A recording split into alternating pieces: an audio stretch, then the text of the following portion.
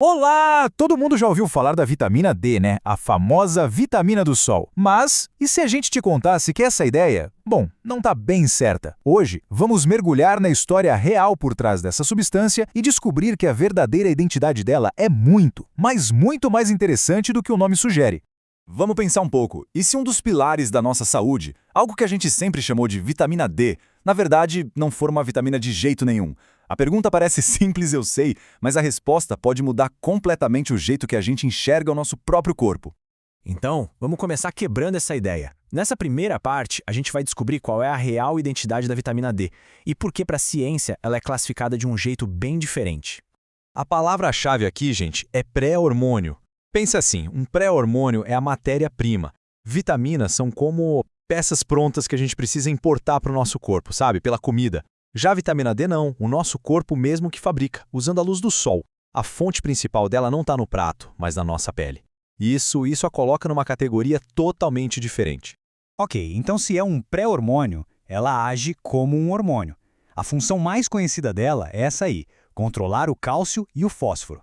É como se ela fosse a grande maestrina do nosso metabolismo ósseo, sabe?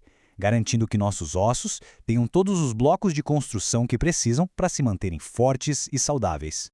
Mas a história não para por aí, nos ossos. A vitamina D é, na verdade, tipo um canivete suíço para o nosso organismo. Tem múltiplas funções que vão muito além do que a gente imaginava. Vamos dar uma olhada em como isso funciona na prática? Olha só que interessante esse resumo. Ele mostra o alcance impressionante da vitamina D. Não é só sobre construir ossos fortes. Ela também funciona como um verdadeiro escudo para o sistema imunológico, uma guardiã para o nosso sistema nervoso e ainda uma aliada para o coração e para os músculos. É uma potência, né? E isso não é só uma teoria, não. Essa citação aqui reforça o papel importantíssimo da vitamina D como uma moduladora do sistema imune. Pensa nela de novo como uma maestrina. Ela não só aumenta as nossas defesas, mas ela equilibra tudo, impedindo que o sistema imune comece a atacar o nosso próprio corpo, o que é fundamental para prevenir doenças autoimunes. Agora, com tantos benefícios, a falta dela se torna um problemão. E é um problema muito mais comum do que se pensa, viu? Quase uma epidemia silenciosa, que traz junto com ela riscos bem sérios para a nossa saúde. O problema é que os sinais de deficiência são sutis e muitas vezes a gente acaba confundindo com o estresse do dia a dia. Fraqueza, cansaço, ficar doente toda hora são queixas super comuns, mas que podem sim indicar que os níveis desse pré-hormônio estão lá embaixo. É muito importante prestar atenção nesses sinais que o nosso corpo dá. E as consequências a longo prazo podem ser bem graves. Olha esse número, é chocante. 9 milhões de fraturas por osteoporose todos os anos no mundo.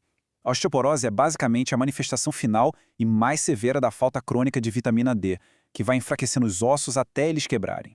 E essa tabela mostra uma conexão bem alarmante com doenças autoimunes. A ciência já aponta uma ligação bem forte entre a falta de vitamina D e condições como esclerose múltipla, lúpus e artrite reumatoide. Isso quer dizer que, em muitos casos, garantir os níveis certinhos não é só para prevenir, mas pode ser parte ativa do tratamento. Então, a pergunta que fica é: como garantir níveis adequados? A boa notícia é que a solução principal é de graça e acessível para todo mundo. Vamos ver como conseguir a quantidade certa de um jeito seguro e eficaz. Aqui está um guia prático. O melhor horário para produzir vitamina D é entre 10 da manhã e 3 da tarde. Sim, é isso mesmo. Exatamente o horário que sempre falam para a gente evitar o sol. O segredo está no tempo de exposição, que é curto e varia com o tom de pele. A melanina, que protege a pele, também funciona como um filtro natural, por isso que peles mais escuras precisam de mais tempo. E tem que lembrar, o protetor solar bloqueia os raios UVB, então a regra é, primeiro o sol para vitamina, depois o protetor para proteção. Tá, mas e a comida? A comida ajuda? Sim, ela pode dar uma força. Alimentos como salmão, gema de ovo e cogumelos têm vitamina D. Mas assim, é importante ser realista. Para conseguir os níveis ideais só com a dieta, teria que ser um consumo muito alto. O sol, sem dúvida, continua sendo o grande protagonista dessa história. E quando o sol e a dieta não são suficientes, aí a gente entra no mundo da suplementação. Só que aqui o equilíbrio é absolutamente tudo. É uma ferramenta super poderosa, mas que exige muito cuidado e conhecimento.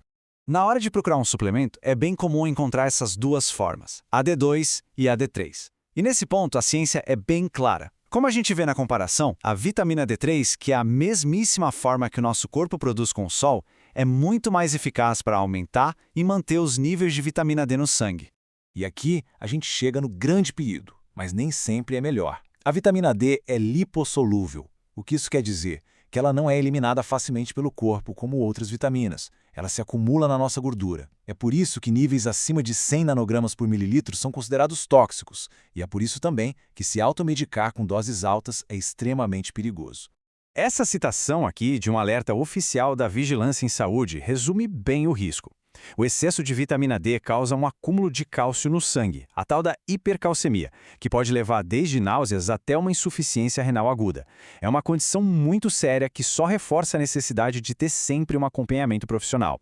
E assim, a gente chega numa reflexão. A vitamina D não é só uma vitamina, é um pré-hormônio super poderoso com uma linha muito tênue entre o que é ideal e o que é tóxico. Agora, com todo esse conhecimento, a pergunta é: como que a gente passa a enxergar a nossa relação com o Sol? A resposta parece estar no equilíbrio, na informação e, acima de tudo, em ouvir os sinais do nosso próprio corpo. Se essa análise te ajudou a entender melhor esse assunto, não esquece de se inscrever no canal e deixar o seu like. Até a próxima!